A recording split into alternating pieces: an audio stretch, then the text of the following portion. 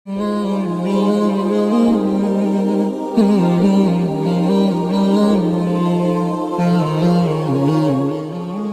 الله الرحمن الرحيم. Pertama, Quran. Minimal mulai harimu baca Quran, tutupi harimu baca Quran. Yang kedua, ikuti muazzin. Sama juga disertai doa azan karena jaminan dapat syafaat Nabi Muhammad SAW. Yang ketiga, jangan tinggalkan qabliyah subuh sesudah azan. Walaupun anda bangun telat, melaksanakan salat subuhnya tetap didahulukan dengan salat sunnahnya. Terus yang keempat, witir. Jangan lewat satu malam belum witir. Walaupun anda bisa laksanakan witir habis salat sunnah ba'diyah isya atau sebelum tidur anda di rumah bisa laksanakan witirnya. Terus yang kelima, ayat kursi setiap habis salat fardu. Mudah-mudahan insyaAllah amalan ini yang sederhana mudah-mudahan bisa kita jaga. Walaupun sederhana tapi saya yakin akan membantu menjadikan banyak perubahan dalam kehidupan kita. Akan bertambah keberkahan, ketenangan. Kita akan merasa jauh lebih sejuk, bahkan jauh lebih nikmat untuk kita beribadah. Assalamualaikum warahmatullahi wabarakatuh. الحمد لله رب العالمين أشهد أن لا إله إلا الله وحده لا شريك له ولي الصالحين وأشهد أن سيدنا ونبينا محمدا عبده ورسوله الصادق الأمين اللهم صل وسلم وبارك على سيدنا محمد وعلى آله وصحبه ومن تبعهم بإحسان إلى يوم الدين سبحانك لا علم لنا إلا ما علمتنا إنك أنت العليم الحكيم. Para hadirin kaum muslimin muslimat, mukminin mukminat, semoga senantiasa dimuliakan dan diberkahi Allah Subhanahu wa taala. Dalam kesempatan yang singkat ini saya ingin mengingatkan beberapa amalan. Menurut saya amalan ini rata-rata sudah ditahu oleh orang dan hafal. Tapi cukup banyak yang melalaikan, tidak menyadari amalan yang sederhana ini dianugerahkan oleh Allah dengan pahala yang amat-amat besar. Yang pertama, bacaan Al-Quran. Banyak orang yang malas membaca karena tidak bisa baca atau alasan tidak mengerti artinya. Daripada saya baca tak faham artinya, mendingan tak usah baca. Itu bisikan syaitan. Yang membisiki seperti ini adalah syaitan. Buat apa kamu baca? Kan kamu tak faham. Mendingan tak usah baca, supaya kita meninggalkan bacaan Al-Quran.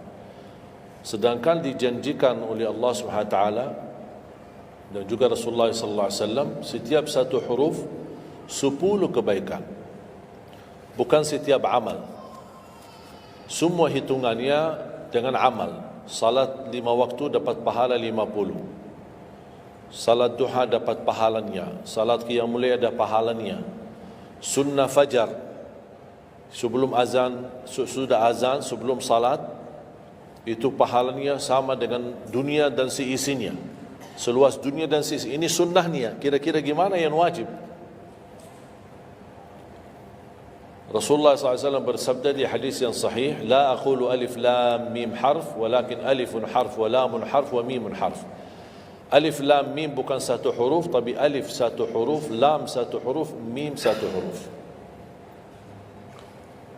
Cuba kalau kita baca setiap hari satu halaman aja, berapa kita mendapatkan nilai pahala? Hitung silakan, bawa kalkulatornya dan hitung sendiri. Tak ada yang sia-sia di sisi Allah. Membaca Al-Quran walaupun tidak memahami isinya, tetap terhitung setiap satu huruf 10 kebaikan. Berarti anda tidak sia-sia membaca Al-Quran walaupun tidak faham. Ada orang membaca tapi berbata-bata. Dia merasa salah bacaannya, keliru. Dia sudah berusaha belajar tapi itu kemampuannya. Didatangi syaitan, dibisikin, salah mulu bacaan kamu. Tak benar bacaan kau. Waqaf tidak ada benar, panjang pendeknya tak benar, apalagi hukum tajwid tak benar. Bisa keliru, bisa dosa. Astaghfirullah, dosa ya. Udah, terima kasih syaitan. Malah dia terima kasih lagi sama syaitan. Dibisikin, didengarin, diterima, langsung dia rubah, tidak baca. Alasannya takut dosa. Padahal ada berita gembira dari Rasulullah SAW, Al-mahiru bil-Qur'ani ma'as safaratil kiramil barara. Yang mahir dalam membaca Al-Quran, nanti di hari kiamat dia bersama malaikat safara kiram barara. Terus ya Rasulullah, gimana keadaan yang berbata-bata itu? Gimana? Walladhi yatata'ta'u fi wa huwa alaihi syaq lahu ajran. Barang siapa yang membaca tapi masih berbata-bata dalam bacaannya, bukan dosa, justru 2 pahala. 1, karena dia mau baca Al-Quran. 2, karena ada berbata-bata, kesulitan dalam membaca. Allah menghargai kesulitan, Allah berikan pahala. Berarti tidak ada rugi sama Al-Quran. Semenjak saya mengambil keputusan tidak memegang HP, saya sadari betapa banyak kita rugi berjam-jam, berhari-hari, berminggu-minggu, bahkan bertahun-tahun kita jauh dari Al-Quran. Aku heran ketika mendengar ada orang yang bisa lewat 1 bulan tapi tidak khatam Al-Quran. 1 bulan, 30 hari, berarti minimal setiap hari 1 juz. Dikali 30 hari, 30 juz. Ada orang 1 tahun dah khatam-khatam. Syukur kalau khatam di bulan suci Ramadan 1 kali. Habis Ramadan dia tutup Al-Quran. Mohon maaf, ketemu lagi di tahun depan pas Ramadan lagi. Ini keadaan kita. Makanya orang berkata, negeri kita bermasalah terus, negeri kita politiknya begini, negeri kita selalu ada ini. Perbuatan tangan kita. Di mana kita jauh hubungan kita sama Allah, Allah hantarkan musibah sampai kita sadar memperbaiki hubungan kita sama Allah. Salatnya, Qur'annya, ibadahnya. Itu kunci memudahkan dan mengatasi semua masalah. Silahkan rubahkan pemimpinnya berkali-kali, rubahkan aturan negaranya berkali-kali, tidak akan bisa terjadi kebaikan kecuali hubungan kita dari Allah Subhanahu wa taala. Semakin baik hubungan kita, semakin dekat, Allah yang urus. Tapi kalau kita mengurus sendiri dan kita jauh dari Allah, ya silahkan. Kata Allah, silahkan. Wakaltuhu ila nafsi. Aku tinggalkan dia untuk dirinya sendiri. Dan siapa kira-kira yang bisa mengurusi dirinya kalau bukan pertolongan Allah SWT?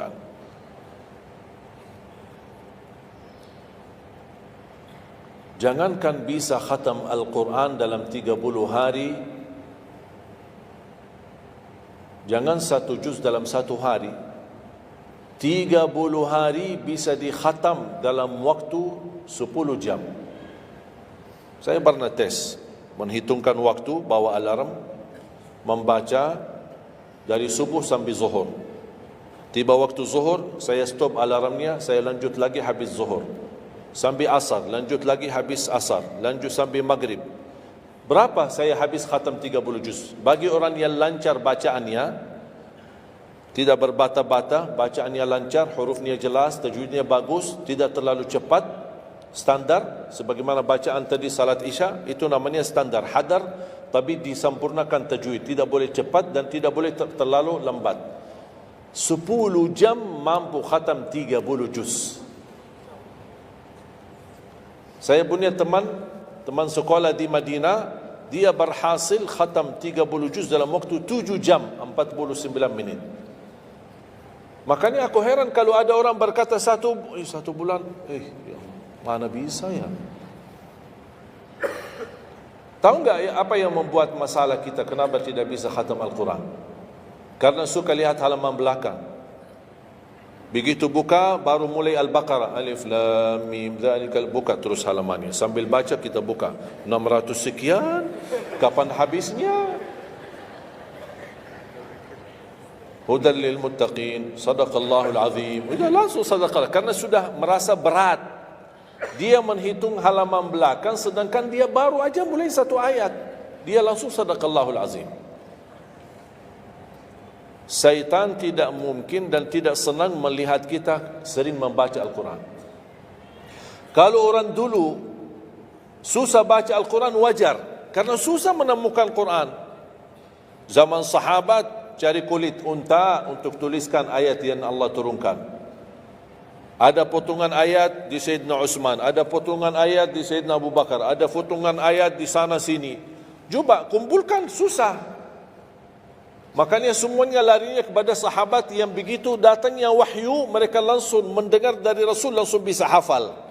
Seperti Sayyidina Ubay bin Ka'ab radhiyallahu an, Zaid bin Thabit radhiyallahu an, Anas bin Malik radhiyallahu an, Uthman bin Affan. Jadi mereka datangin para penghafal Quran. Dah ada mushaf, dah ada Quran, dah ada HP bisa download Al-Quran 30 juz. Gimana? Tapi mereka tidak pernah tinggalkan Al-Quran. Bahkan ada di antara sahabat yang setiap malam tahajudnya khatam 30 juz dalam satu tahajud. Cuba bayangkan, kira-kira alasan kita apa? Quran sudah di mana-mana, dalam segala terjemahan, warna-warni, tajwid, semua ada. Yang bagus, yang besar. Maaf, mata saya. Ada yang besar, ada segede meja ini, ada. Susah menemukan, alhamdulillah HP bisa sekarang isinya 30 juz, bisa dibawa kemana-mana, tak usah pusing mencari Al-Quran. Semua kemudahan, semestinya kita mampu mengalahkan sahabat Rasul, karena kita semua fasilitas ada. Apa yang kita mau bilang sama Allah? Ada seorang, mungkin Bapak Ibu pernah nonton di acara Hafiz Indonesia, namanya Kaila, buta. Dia setiap hari, saya tanya, kamu berapa murajaah bacaan Quran setiap hari? 5 sampai 7 juz. Buta, 5 sampai 7 juz. Saya kaget, tak panyakan, kan kasihan kamu. Dan kebetulan kamu sudah punya uzur, kamu dah baca Al-Quran sama sekali, ana yakin Allah maafkan. Buta, dah bisa. Tahu enggak jawabannya apa? Saya malu sama Allah menjadikan buta saya alasan tidak baca Quran. Ini anak usia 7 tahun, malu sama Allah menjadikan buta, padahal ini ujian. Butanya dari Allah, bukan dari dirinya. Tapi dia malu menjadikan buta itu alasan tidak baca Quran. Pertanyaan saya, alasan antum apa? Apa alasan? Sibuk, belum ada waktu. Ya, saya maklum, belum ada waktu. Memang dunia ini bikin stres, makanya tidak ada waktu. Saya nasihatkan mulai hari ini, jangan kasih Al-Quran sisa waktumu. Dalam istilah, kalau ada sisa waktu, insya Allah saya baca Quran. Kalau itu niatnya, dah bakalan. Tapi tolong utamakan Al-Quran dalam sehari-harimu. Minimal mulai harimu baca Quran, tutupi harimu baca Quran. Jangan tunggu sisa waktu. Wallahi Al-Quran keberkahannya luar biasa. Kesumbuhan, petunjuk, keberkahannya, menjaminkan ke surga, selamat siksa neraka, selamat dari siksa kubur. Banyak anugerah. Sayang, kadang-kadang kalau kita mendengar ada seorang da'i atau seorang ustaz, materi-materi bukunya bagus, isinya bagus, kita kejar. Di mana buku itu jual? Kita cari informasi, di mana buku itu jual? Ini tulisan manusia, kita kagumi, kita banggakan, kita suka dan kita ikuti, bahkan kita kejar di mana-mana.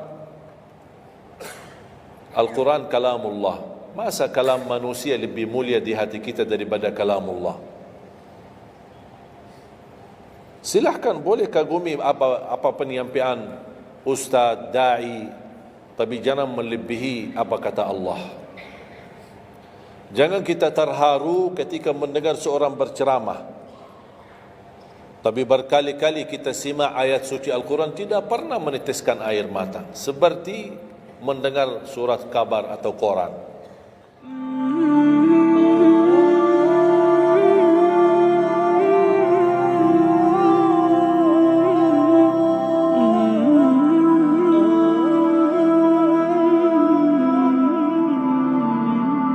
Oh